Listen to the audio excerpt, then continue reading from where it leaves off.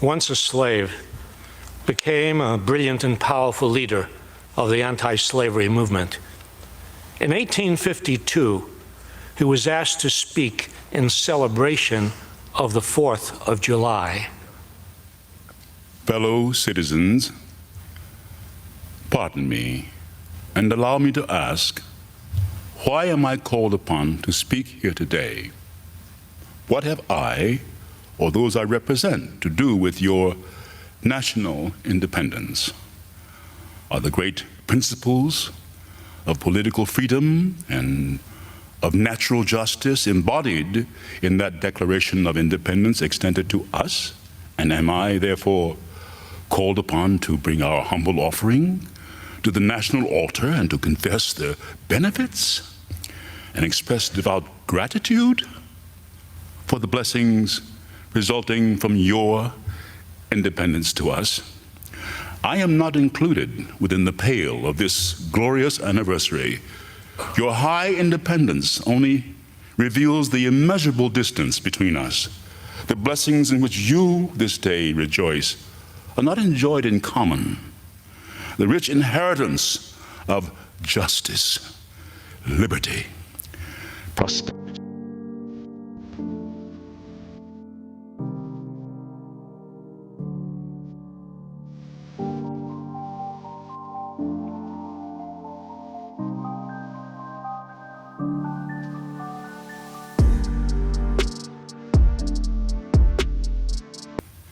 You may rejoice, I must mourn.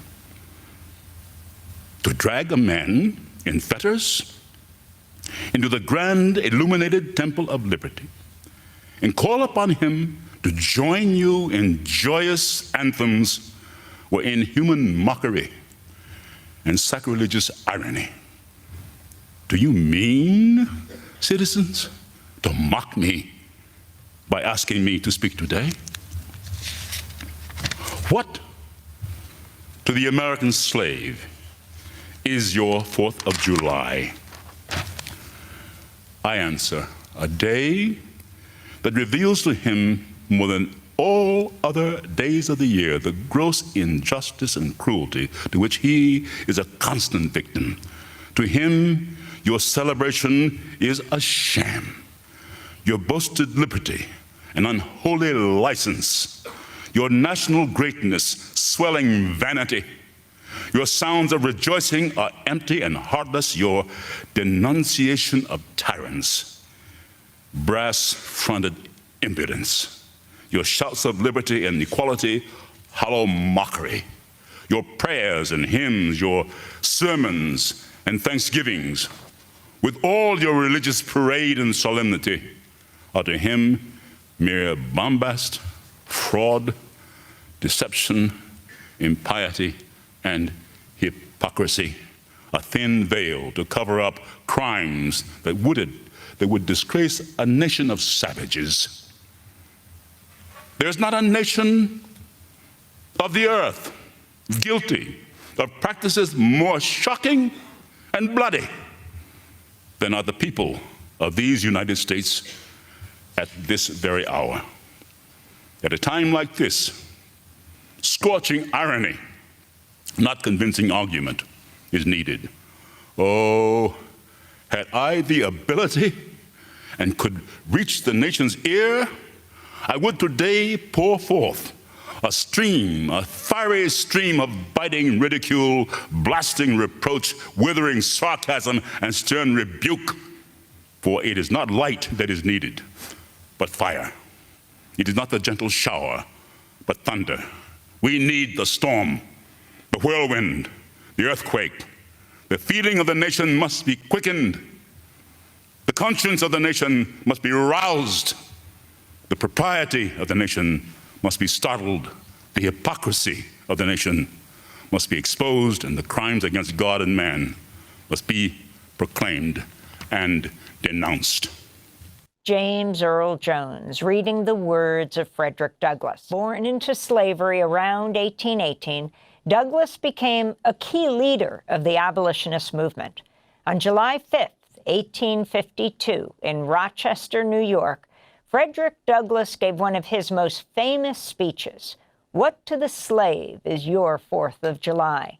He was addressing the Rochester Ladies Anti-Slavery Society. The legendary actor James Earl Jones, who died last year on September 9th at the age of 93, read the historic address during a performance of Voices of a People's History of the United States. July 4th, 1976 was supposed to be America's greatest celebration. 200 years of freedom, democracy, and prosperity. The government spent over $200 million on bicentennial events across the country. President Gerald Ford declared it a time for national unity and pride. But for Black Americans, it was a reminder of 2 centuries of broken promises and systematic oppression.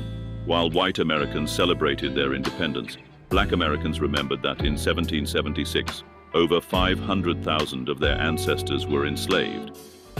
The Declaration of Independence that proclaimed all men are created equal was signed by men who owned human beings.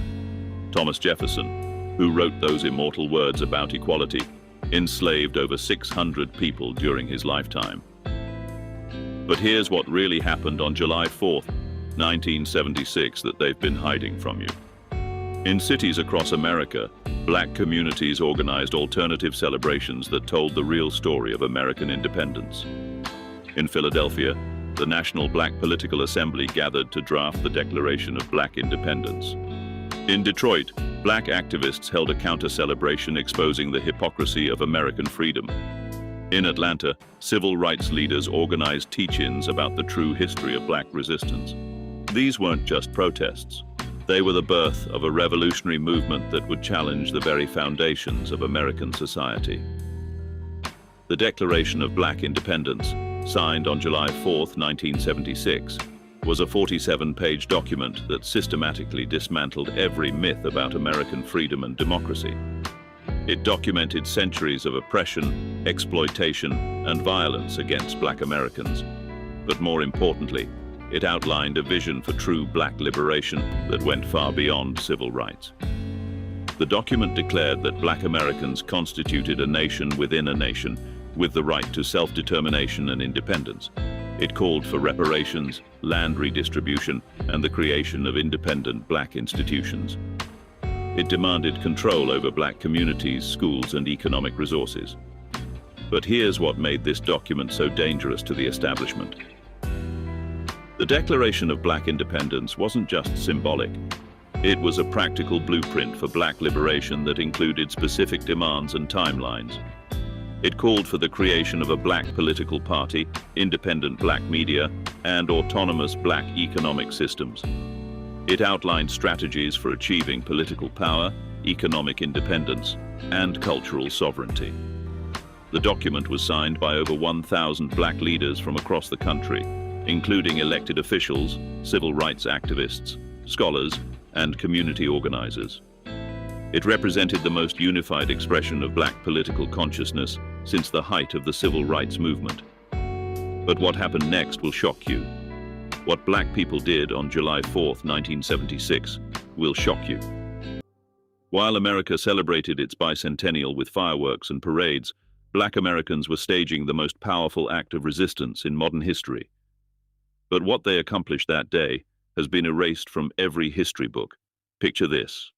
July 4th, 1976, Philadelphia. 200 years since the Declaration of Independence, the entire nation is celebrating America's birthday with the biggest party in its history. But in a small community center in North Philadelphia, something extraordinary is happening. A group of Black activists, scholars, and community leaders are gathered around a table, signing a document that would change everything. Not the Declaration of Independence, something far more revolutionary.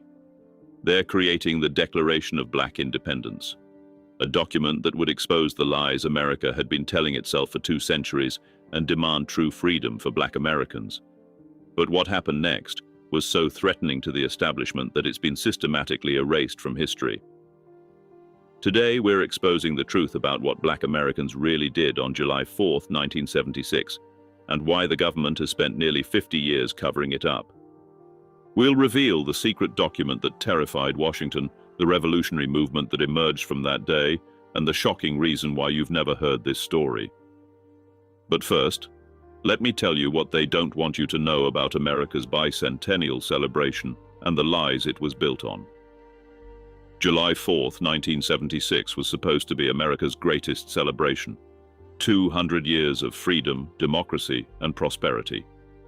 The government spent over $200 million on bicentennial events across the country.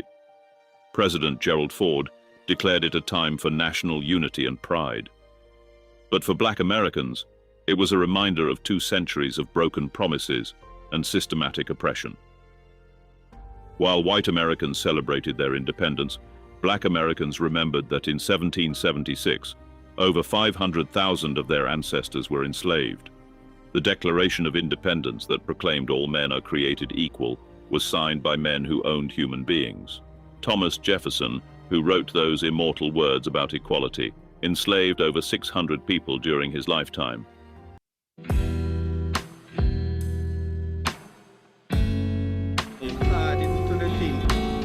People are not subscribed. Please subscribe. And the subscription